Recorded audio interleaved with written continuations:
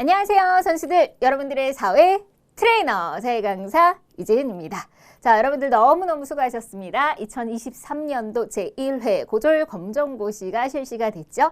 여러분들 좋은 성적 기대하고 있습니다. 네, 물론 실수 있을 수 있어요. 네, 너무 자책하지 마시고요. 네, 어떤 부분이 혹시 아리까리 했는지 저랑 같이 점검해 보시고 이번 시험이 어땠는지 같이 한번 이야기해 볼게요. 시험은 그렇게 뭐 어려운 편은 아니었습니다. 네, 그런데 우리가 1단원부터 9단원까지 보통 한 단원에 3문제 정도 나온다고 했잖아요. 근데 평상시에는 5단원, 7단원이 좀 많이 나왔는데 이번엔 5단원, 7단원 그냥 평이하게 3문제 나왔고 3단원, 4단원에서 의외로 막 5문제씩 나왔어요. 그리고 1단원에서는 아예 나오지 않고 6단원도 1문제밖에 안 나오고. 그러니까 이제 검정고시 내시는 분들이 자기 마음이에요.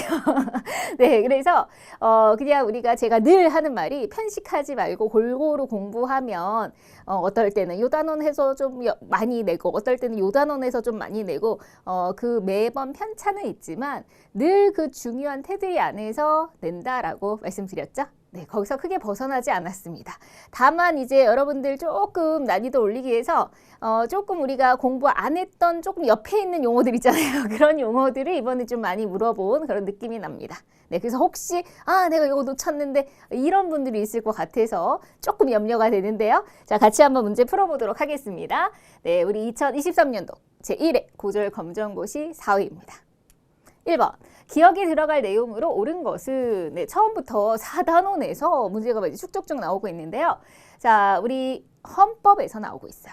자, 우리나라 최고의 법, 가장 높은 법. 그게 뭐죠? 법에도 서열이 있었고 그 최고의 법이 바로 헌법이었습니다. 그래서 우리나라 법체계에서 이것은 국가의 통치, 조직과 운영 원리, 국민의 기본적인 인권 이런 모든 게 적혀져 있는 최고의 법이죠. 네, 국민의 권리와 의무, 그래서 자유권, 평등권, 참정권, 사회권, 청구권 이런 기본권도 다 지켜주겠다고 되어 있고요. 국민의 의무도 나와 있고 그리고 입법부, 행정부, 사법부, 국가기관이 어떤 일을 하며 뭐 대통령은 뭘 하고 국회는 뭘 하고 막 이런 것들 다 나와 있는 게 헌법이죠. 그래서 정답은 헌법입니다. 4번. 어렵진 않아요. 최고의 법 하면 헌법 바로 나와야 되니까요. 헌법 밑에는 그 아래의 법들이 있죠.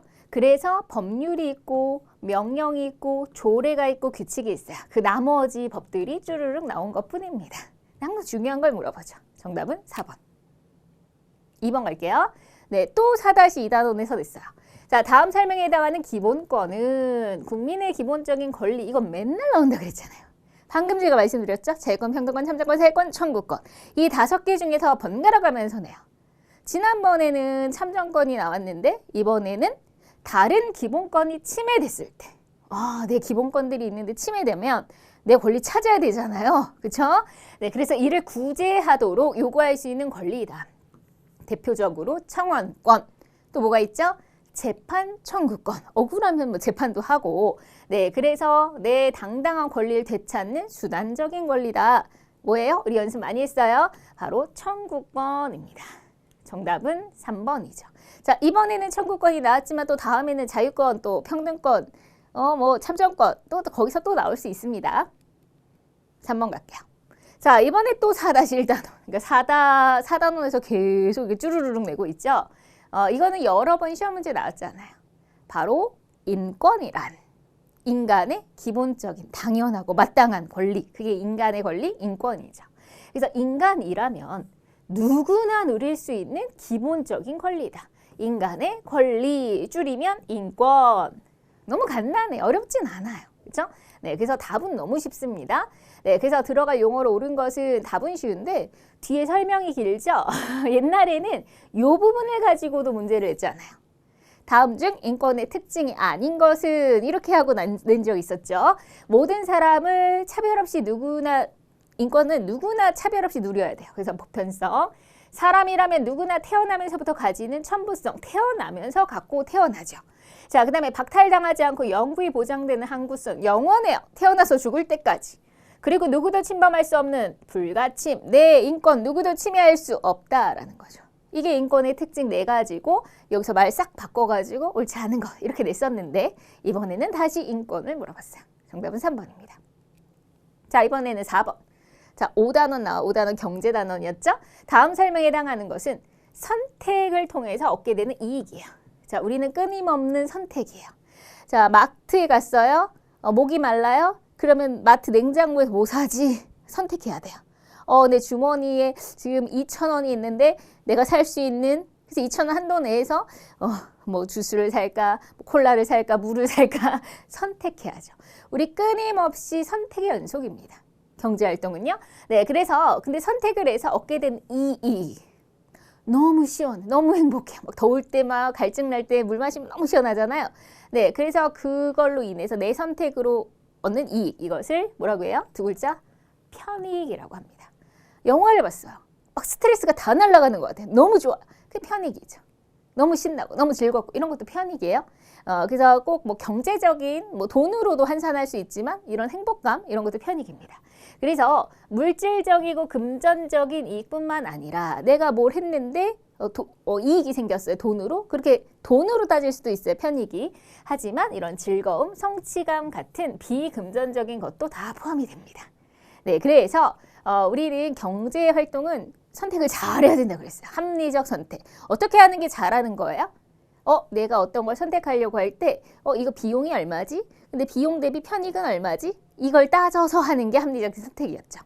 그래서 비용과 편익을 다 따져야 되는데 뭐가 더 커야 돼요? 내가 1,000원짜리 물을 샀는데 그 값어치가, 그 편익이 300원어치밖에 안 돼요. 그럼 나 손해잖아요. 마이너스잖아요.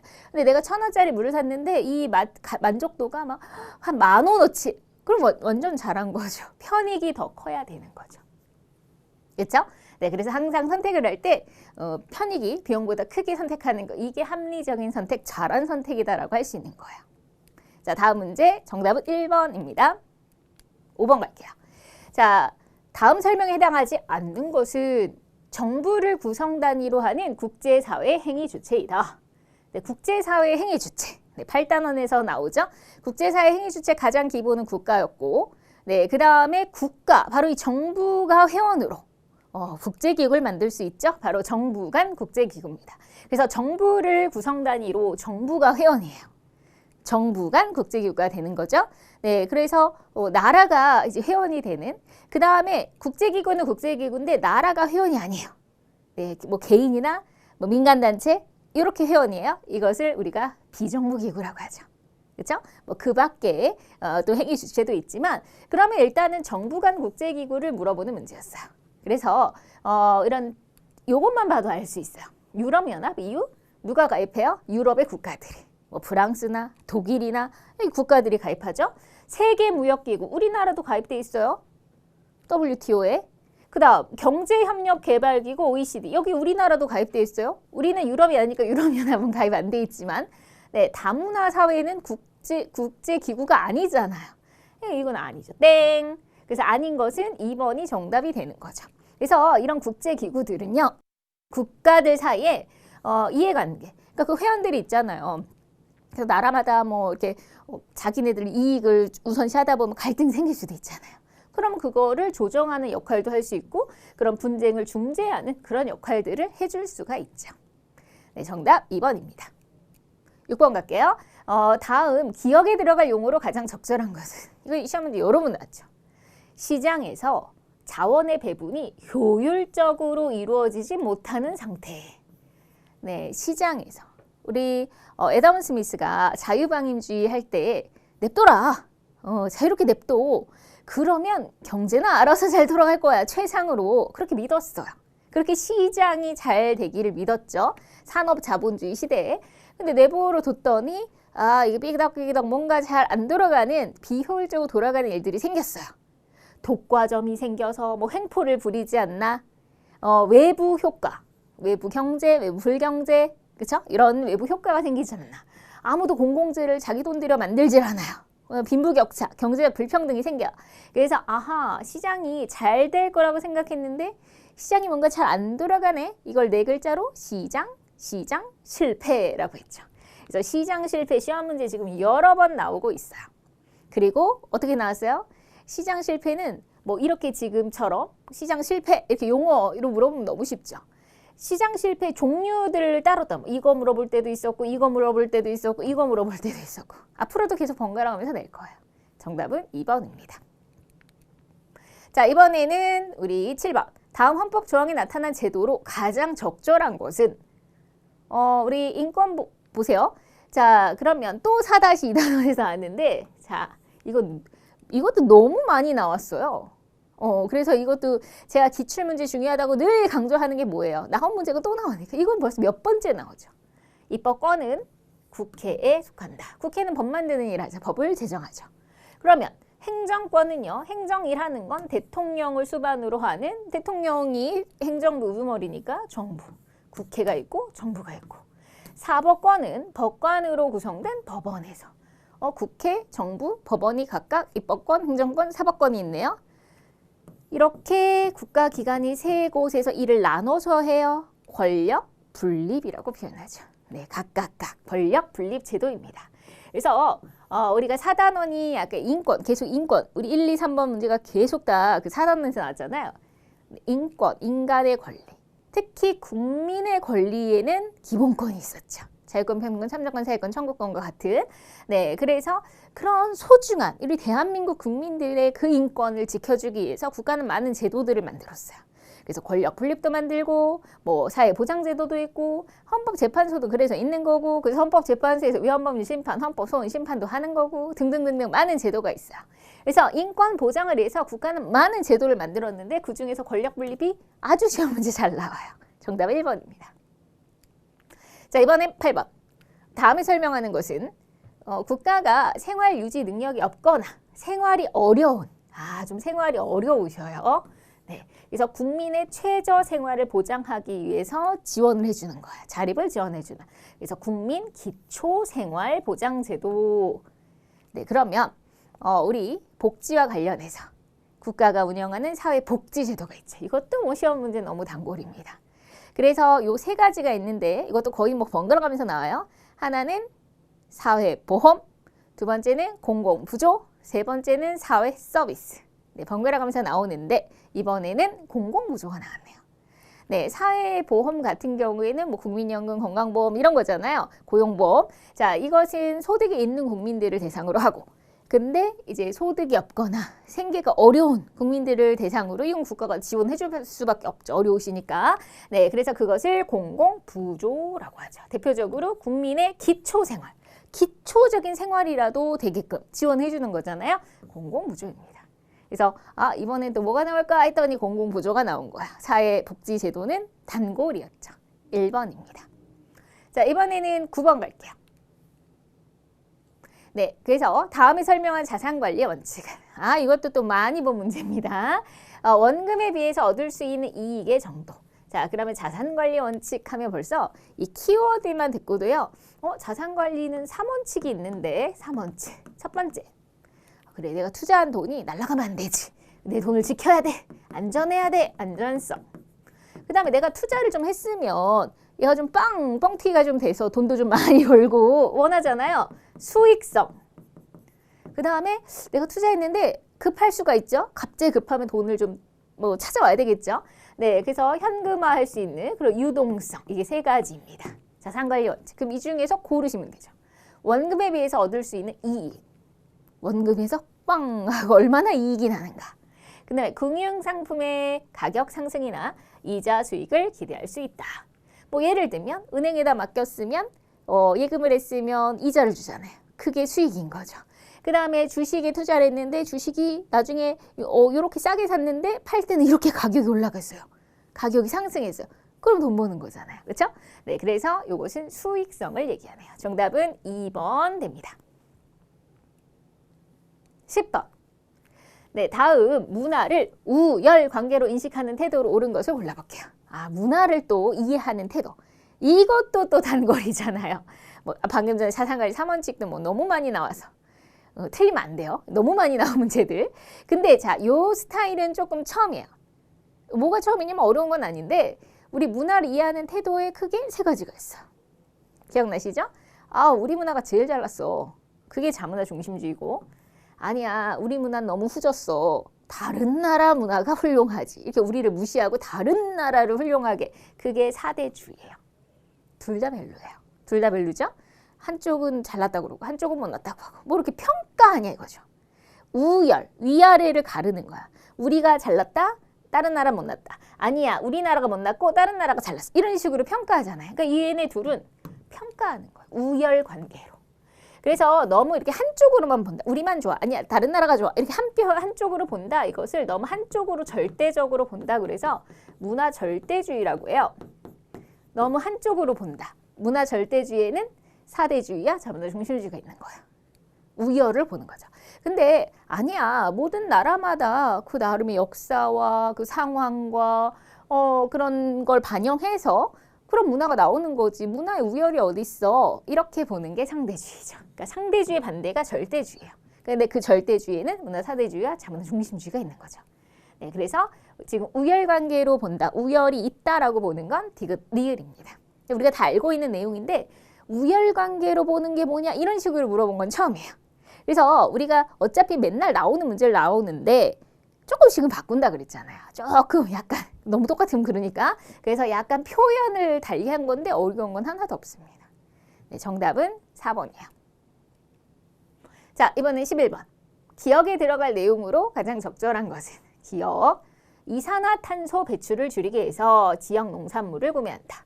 아, 이산화탄소가 많아지면 지구온난화가 심각해지죠. 이건 환경 문제죠. 그래서 환경 문제를 줄이기 위해서 지역 농산물, 네, 로컬 푸드 운동 기억나세요? 지역 먹거리 운동 이렇게 한글로 풀면 로컬 푸드, 지역의 음식을 먹자. 멀리 해외에서 우리가 수입해온 농산물은 사실 멀리서 갖고 오느라 방부제도 많이 썼을 거예요. 신선도를 유지하기 위해서. 그리고 멀리서 오면 올수록 뭐 배를 타고 온다건 하겠죠? 그리고 운송료가 들죠. 비용도 들지만 그 운송하려면 그 연료가 뭐 이렇게 석유나 이런 걸 쓰게 되잖아요. 그러면 이산화탄소가 많이 배출되는 거죠.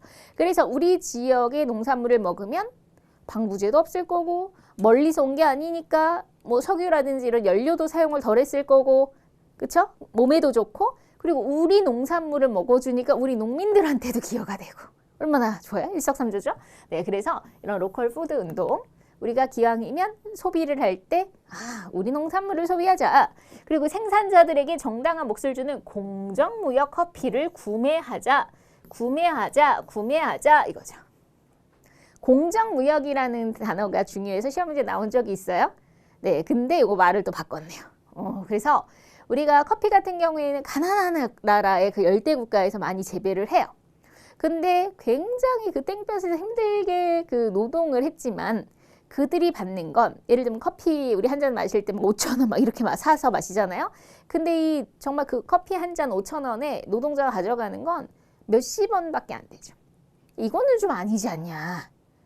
그래서 노동의 그 정당한 대가를 주고 사오자. 이게 공정무역이죠. 대표적 공정무역 커피가 있고요. 그러면 우리가 소비자가 소비를 할 때 물론 잘 생각해서 해야 돼요. 아까 비용과 편익을 따져가면서 최소의 비용으로 최대의 편익을 뽑아야 되니까요. 이건 합리적인 소비예요. 그거 필요해요. 근데 합리적으로 소비하면서 그래 이거 환경도 좀 생각을 하고 그 다음에 이렇게 가난한 나라의 노동자도 좀 생각을 하고 이렇게 이게 뭐예요? 윤리적인 소비죠. 그래서 우리가 지금 여기 핵심은 무슨 사례를 조사한 거냐면 윤리적으로 소비하자. 혹시 이 제품이 막 동물을 학대하고 동물을 실험해서 만들어진 제품이라면 사지 않고 노동자에게 정당한 대가를 주지 않았다 이 회사 거 사지 말고 막 이런 식으로 이게 그냥 단순한 내가 이익을 떠나서 이렇게 윤리적인 생각도 하자는 거예요. 그게 윤리적 소비죠. 정답은 3번입니다. 뉴딜 정책 어디서 나와요? 네, 우리가 대공황이 일어났어요. 경제에서 나오죠. 그랬을 때 그 경제 위기를 타개하기 위해서 미국에서 뉴딜 정책이 나왔어요. 수정자본주의와 관련이 있죠. 유리천장 뭐예요? 천장이 유리로 되어 있어? 그러면 새가 생산할 때는 새가 볼 때는 날아갈 수 있을 것 같지만 못 날아가죠. 이거는 여성이 회사 내에서 차별당하는 거예요. 승진이라든지 이런 거. 올라갈 수 있을 것 같지만 안 해주잖아요. 그거를 표현할 때 유리천장, 여성 차별의 그 이미지가 있죠. 샐러드볼, 다문화 정책에서 나오죠. 그렇죠? 다양한 문화를 우리가 이렇게 수용하고 인정하는 그게 우리 샐러드볼 이론이었어요. 우리가 이 용어들이 다 시험 문제에 나왔다는 거 중요한 용어를 다 묶어서 뭐게요? 정답은 3번입니다. 자, 12번. 다음에서 설명하는 것은 두 차례의 세계대전, 1차 세계대전, 2차 세계대전 비극이에요. 전 세계가 전쟁을 했어요. 너무나 많은 사람들이 죽었죠. 네, 다시는 해서는 안 되는 3차 세계대전이 일어나면 안 됩니다. 네, 그래서 국제연합이 탄생했어요. UN. 세계 평화를 위한 기구로 UN이 탄생한 거예요. 네, 그래서 그 UN 총회에서 인류가 당연히 누려야 될 권리를 규정하고 인권 보장의 국제적 기준을 제시한 선언이 나옵니다. UN에서 발표했어요. 세계적인 세계 평화의 기구인 UN에서 뭘까요? 세계적인 기구. 제가 힌트 다 드렸어요. 세계 인권 선언이죠.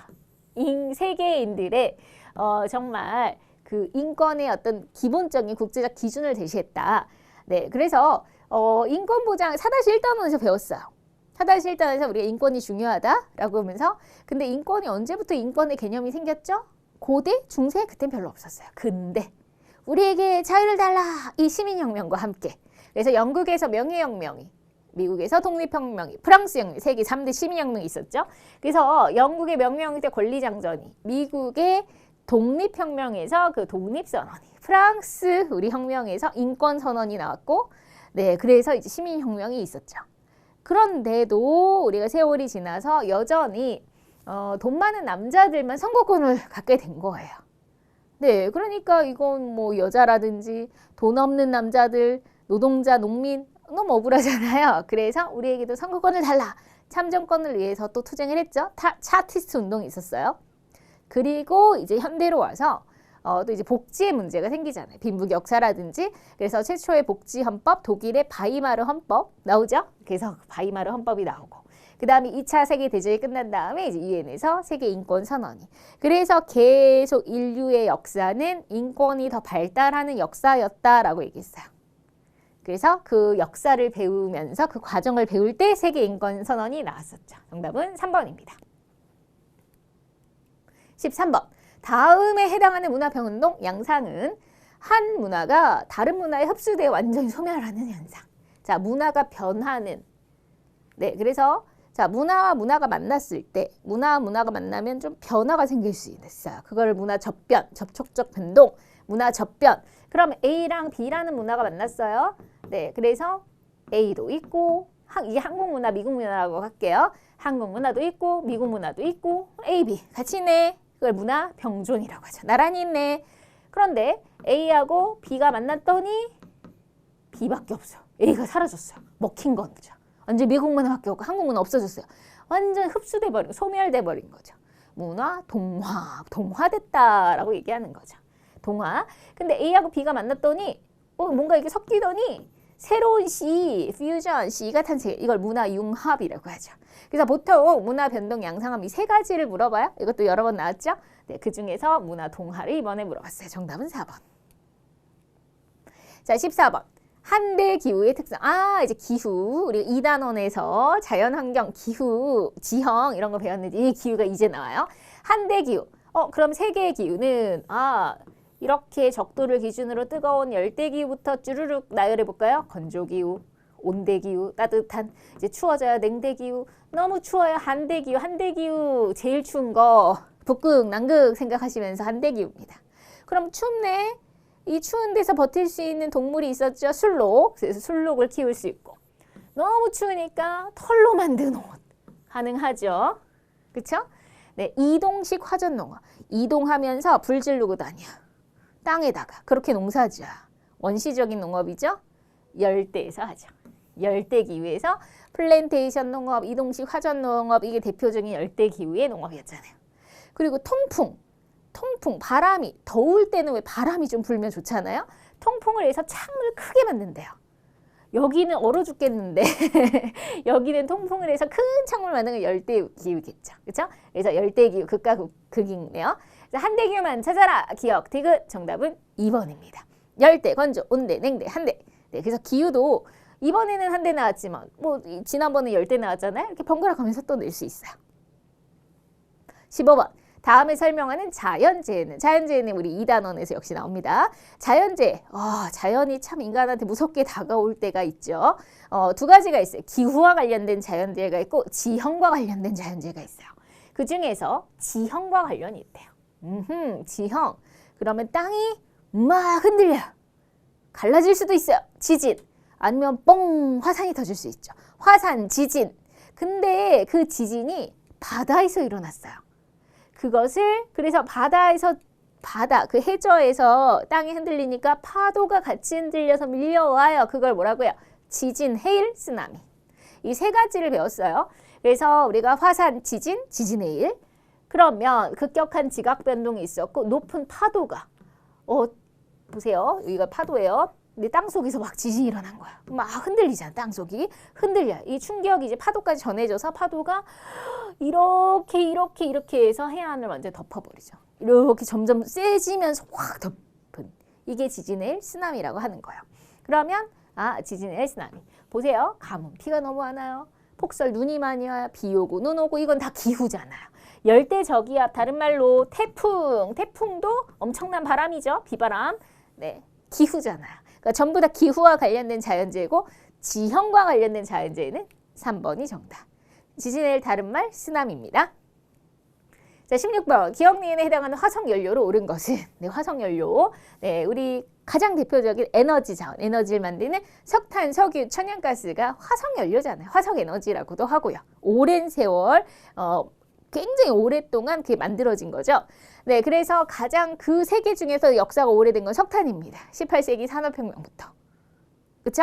그 다음에 지금 가장 핫하게 인기가 있는 건 석유입니다. 제일 많이 써요, 석유. 자동차에도 들어가고, 뭐 비행기에도 들어가고, 뭐 공장에서도 쓰고, 뭐 거의 안 쓰는 데가 없고, 그리고 이제 요즘에 좀 인기가 높아지고 있는데, 그나마 석탄, 석유는 굉장히 그 환경적인 문제가 크죠. 지구온난화의 주범이라면, 깨끗해요. 그게 천연가스죠. 이 세 가지. 이것도 맨날 단골 문제인데 18세기 산업혁명의 증기기관의 연료로 그럼 석탄이네요. 현재 세계에서 가장 소비량이 많아 1등이라는 거잖아요. 그러면 석유네요. 그럼 둘 다 맞는 건 정답 4번. 이것도 너무 많이 나온 문제. 그러니까 지금까지 풀어본 문제만 해도 거의 나온 문제가 정말 많았어요. 네, 여기까지 정말 어려운 게 별로 없었어요. 자, 17번. 기억에 들어갈 내용으로 가장 적절한 거 이슬람교의 특징. 종교네요. 세계 3대 종교에 그리스교, 이슬람교, 불교가 들어갑니다. 그럼 이슬람교 주로 서남아시아 쪽. 네, 그쪽에서 많이 믿잖아요. 중동 쪽에서 싫어요. 뭘 싫어하죠? 돼지고기, 술 안 먹어요. 돼지를 혐오합니다. 돼지고기, 술 안 먹고. 그 다음에 이슬람교 뭐 라마단 금식 기간도 있고 뭐 여러 가지 생각해 보세요. 네, 그리고 건조기후에 많이 건조기후 지역에서 많이 믿고요. 근데 전통 의상, 옷을 물어봤네요.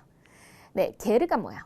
몽골 건조기후 몽골 가축을 데리고 돌아다니는 유목을 하잖아요. 그래서 이동식 그게 게르죠. 판초는 멕시코인들이 입는 이렇게 여기 목은 구멍 나서 이렇게 딱 덮는 약간 요렇게 생긴 옷 있잖아요. 요렇게. 그리고 이제 여기 팔다리 이렇게 나오고 여기 머리 이게 판초죠. 멕시코 전통 의상. 마타도르. 이게 뭐냐면 투사. 스페인은 붉은 망토 탁 들고 막 이렇게 소하고 싸우잖아요. 그 투사를 이제 마타도르라고 합니다. 그러면 다 뭔가 생소한 용어들인데 부르카. 네, 부르카. 요거 잘 맞추셨어요? 네, 그래서 이슬람교는 여성들이 이렇게 얼굴을 가리고 뭐 이렇게 머리를 가린다거나 그 나라마다 정도의 차이가 있죠. 완전히 진짜 막 눈까지도 다 가려야 되는 막 그런 것도 있고요. 네, 근데 이제 이슬람의 전통 의상 중에 우리 부르카가 있죠. 부르카. 네, 그래서 정답은 3번. 네, 우리가 이슬람 전통 의상은 여성들이 입는 전통 의상 우리가 이렇게 머릿속으로는 잘 그릴 거예요. 어떤 모양인지. 근데 용어로 막상 물어보니까 용어 물어본 적은 처음이거든요. 좀 헷갈렸을 것 같아요. 일부러 막 헷갈리는 용어들, 막 어려운 용어들 놓고 여러분 헷갈리라고 일부러 그런 것 같아요. 네, 그래서 3번 부르카를 잘 찾아주셨어야 돼요. 자, 이번에는 18번.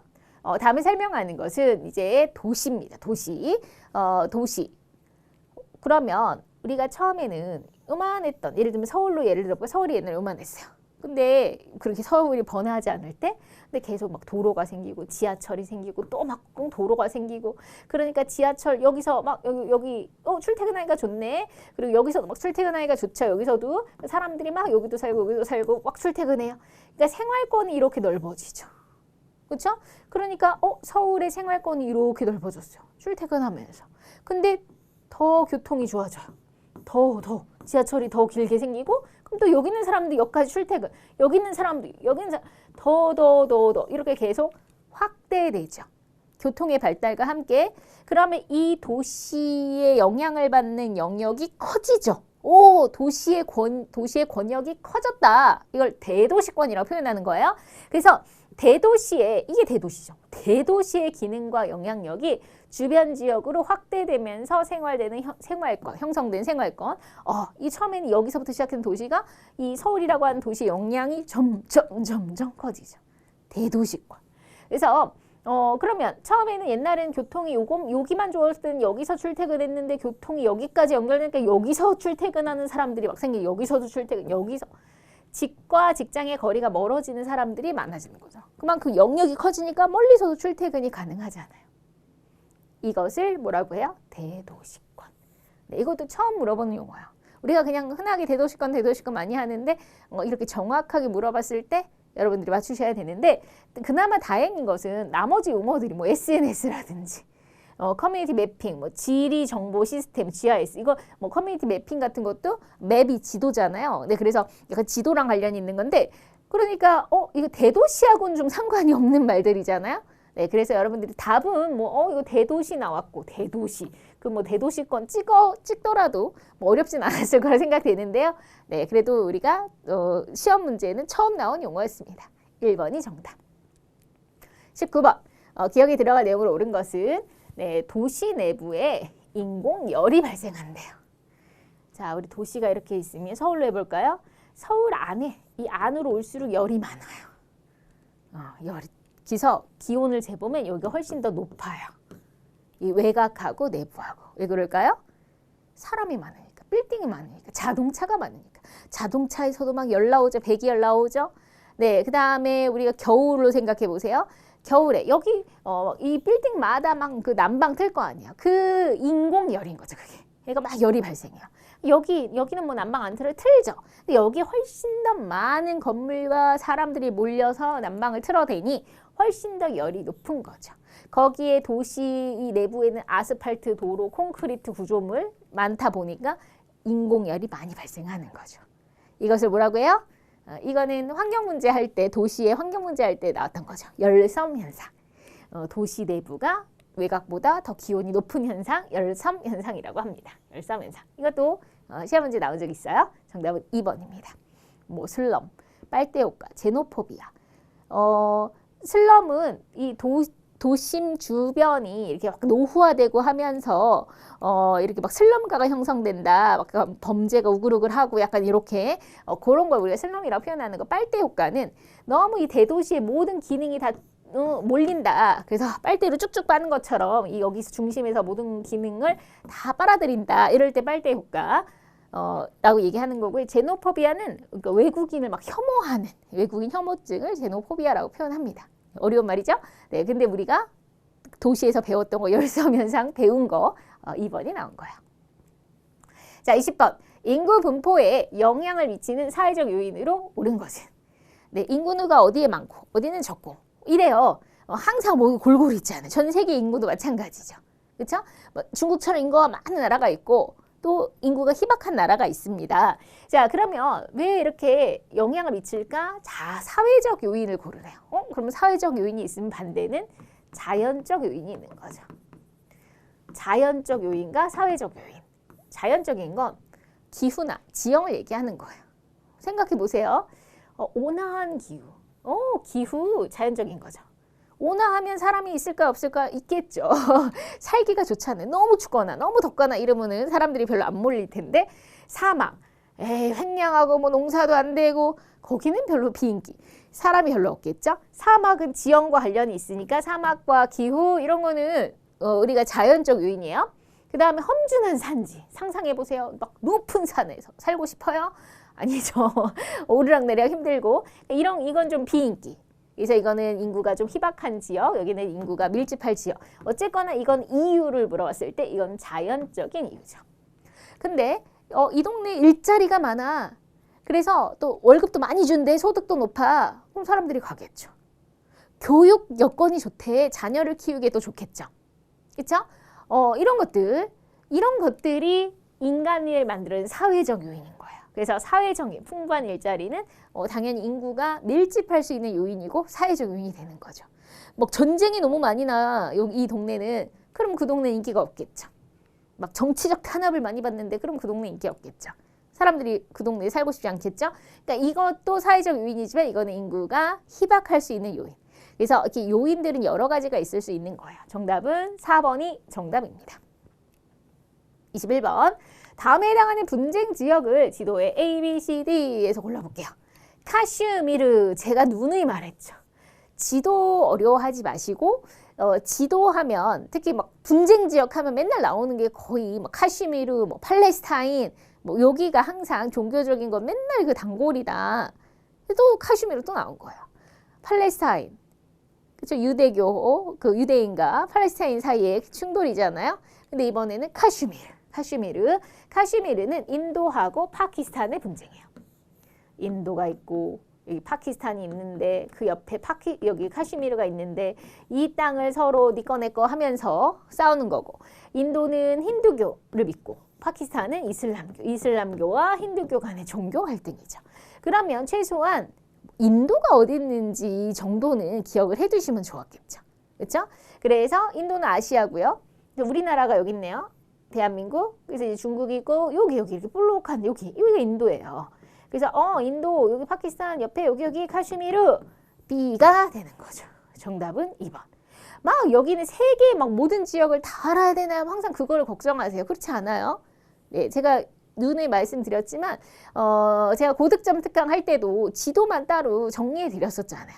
그래서 카슈미르, 팔레스타인 그 지역만큼 두 개는 기억하자. 그리고 딱 세계 지도 놓고 봤을 때 적도 딱 놓고 여기 적도 근처는 뜨거울 거고 위는 차가울 거고 뭐 기후 정도 물어볼 수도 있고. 네, 그래서 막 지도를 가지고 막 어렵게 안 물어봐요. 네, 그래서 카슈미르 지역.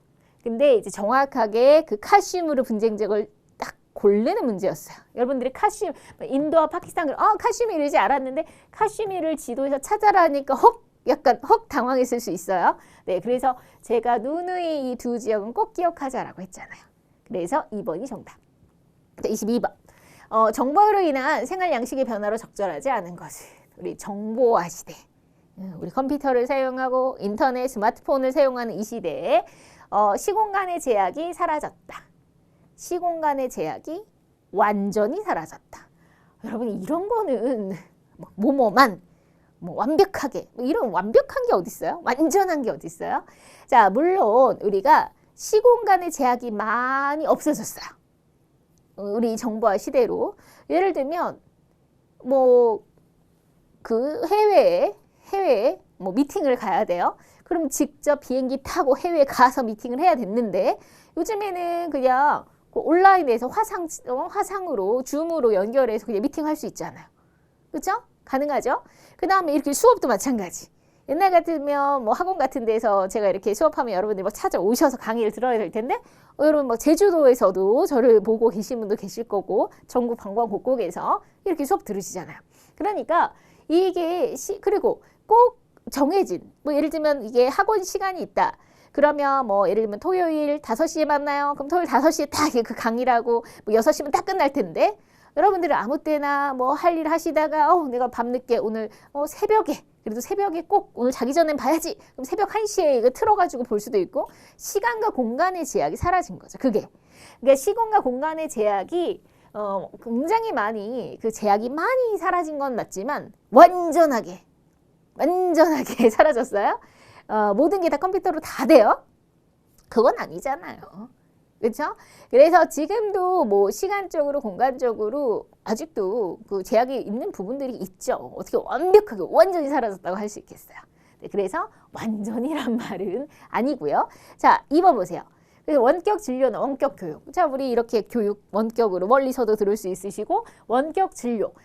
이제 뭐 예를 들면 섬이나 이런 데 아프신데 사실은 막 병원 가기가 쉽지 않잖아요. 그럴 때 막 정말 중증이라면 안 되죠. 중증 환자라면 안 되고 정말 좀 막 배가 아픈데 의사 선생님한테 얘기를 듣고 싶어요? 그러면 원격 진료 가능하다는 거예요. 그래서 줌 켜놓고 아니면 그 화상 전화 있잖아요. 우리 그 화상 전화하고 어디가 아프세요? 그러니까 의사 선생님이 약간 이제 아픈데 들어보면 대충 또 나오잖아요. 그 간단한 거. 근데 중증을 막 수술해야 되고 이런데 화상으로 이게 다 돼요? 안 되잖아. 그러니까 시공간의 제약이 완전히 사라진 건 아니라는 거죠. 완전이면 그 온라인으로 다 해결된다는 얘기인데 그건 아니잖아요. 그렇죠? 네, 그래서 이건 가능하고요. 전자상거래를 통해서 우리가 물건을 쉽게 인터넷에서 구매하고 많이 그러죠? 홈쇼핑에서 사고 가상공간, 이 사이버 공간이라는 걸 통해서 개인의 정치적 의견을 토론할 수 있다. 얼마든지 우리가 정치적인 의견을 이렇게 뭐 게시판이나 이런 댓글 달고 의견 표현할 수 있죠. 훨씬 더 의사소통이 편해졌죠. 그래서 우리가 옳지 않은 건 1번입니다. 자, 23번. 산업화가 가져온 변화로 옳은 것은 농업사회에서 산업사회에서 지금 정보사회까지 갔는데 그래서 우리가 산업화는 막 도시화가 되고 빌딩들이 생기고 공장들이 생기고 막 이렇게 교통이 발달하고 이런 게 산업화잖아요. 발전하고 개발되는 거. 그러다 보니까 녹지 면적이 개발되고 하니까 녹지는 많이 줄었죠. 그리고 농업 중심 사회가 아니라 이제 산업 중심의 사회로 바뀌어갔죠. 1차 산업이 아니라 직업이 오늘날의 우리 모습 보면 직업이 굉장히 다양하고 도시화가 산업화와 거의 세트로 도시화가 이루어졌잖아요. 네, 그래서 디귿 우리 산업화의 특징이죠. 뭐 이건 뭐 여러 번 시험 문제 나왔던 거니까요. 자, 24번. 다음에 설명하는 것은 요거는 우리 지금 교과서가 개정되고는 처음 나온 것 같아요. 예전에는 나온 적이 있는데 개정되고는. 네, 그래서 요즘 이제 환경 문제가 심각합니다. 그래서 우리가 국제적으로도 노력해야 되고 정부도 노력하고 기업도 노력하고 우리 한 사람 한 사람의 시민도 노력해야 되잖아요. 네, 그래서 각종 개발 사업이 시행되기 전에 환경에 미치게 될 영향을 미리 예측하고 평가해서 환경오염을 줄이려는 방안을 마련하는 제도입니다. 환경을. 뭘까요? 네, 환경. 어떤 개발을 할 때요. 예를 들면 무슨 개발을 해요. 어떤 산에다가 막 개발을 해야 돼요. 그러면 그냥 무작정 개발하는 것이 아니라 사전에 이 개발이 여기에 이 환경에 어느 정도 영향을 미칠 건지 이제 사전에 평가를 해보는 거죠. 그래서 최소한 환경의 문제가 최소화가 되도록 그렇게 하기 위해서 환경영향평가 제도가 있겠죠. 제가 답을 말해버렸는데 네, 그래서 환경에 미칠 영향을 미리 평가해보는 제도다라는 거예요. 이 답이 다 나왔죠. 환경영향평가 제도입니다. 물론 이게 내가 이걸 모르겠어 라고 하지만 우리 검정고시가 그렇게 여러분들을 골탕 먹이는 시험이 아니라고 했잖아요. 찾아보면 답이 다 보여요. 그렇죠? 네, 용광로 정책 아까 샐러드볼 이런 게 반대죠. 한국에 왔으면 한국법을 따라, 한국 문화에 따라 이렇게 우리의 거 맞춰 이런 식으로 하는 게 용광로 정책이고요. 공적 개발 온전은 이제 선진국이 가난한 나라 개발도상국들 지원하는 그런 걸 말하는 거죠. 그리고 세계 평화를 위해서 핵이라는 거는 만들면 안 되잖아요. 그래서 핵 확산 금지 조약에 우리 대한민국도 가입이 되어 있습니다. 국제 조약이고요. 네, 그러면 이거는 이제 환경과 관련된 정책을 물어본 거고 정답은 3번입니다. 처음 나왔지만 여기서 다 힌트는 다 줬다는 거. 마지막 문제입니다. 25번. 기억에 들어갈 내용으로 옳은 것은 환경 문제 해결을 위한 노력. 또 환경이네요. 네, 환경보호를 위해서 국제 비정부 기구의 노력. 제가 방금 그랬죠. 환경 문제를 위해서 국제적으로도 노력해야 되고 국가도 노력해야 되고 기업도 노력해야 되고 우리 각각의 시민도 노력해야 되고 그럼 국제적으로 노력할 때 국제 비정부 기구가 나설 수도 있죠. 그러면 국제 비정부 기구는 국제사회 행위 주체 중에서 어디에 들어가요? 아까 가장 기본인 국가도 있고 정부가 회원으로 하는 정부간 국제기구도 있었어요. 그 다음에 정부가 회원이 아니라 개인이나 민간단체가 회원인 국제 비정부기구도 있는 거죠. 그리고 뭐 그 밖에 뭐 세계적 영향력 강한 개인이라든지 뭐 다국적 기업이라든지 등등등등. 네, 그럼 환경오염 유발 행위를 감시하는 그런 행위를 하는 비정부기구예요. 바로 환경을 위한 그린피스. 국제적인 환경단체, 국제 비정부 맨날 대표적으로 나오는 거잖아요. 이거를 찾는 거죠. 결국 국제 비정부 기구를 물어보면서 환경 문제랑 엮어가지고 이렇게 된 겁니다. 브렉시트는요. 그 EU, 유럽연합에서 영국이 탈퇴했거든요. 영국이 탈퇴한 걸 브렉시트라고 해요. 국제통화기구는 국제기구인데 정부가 회원인 국제기구죠.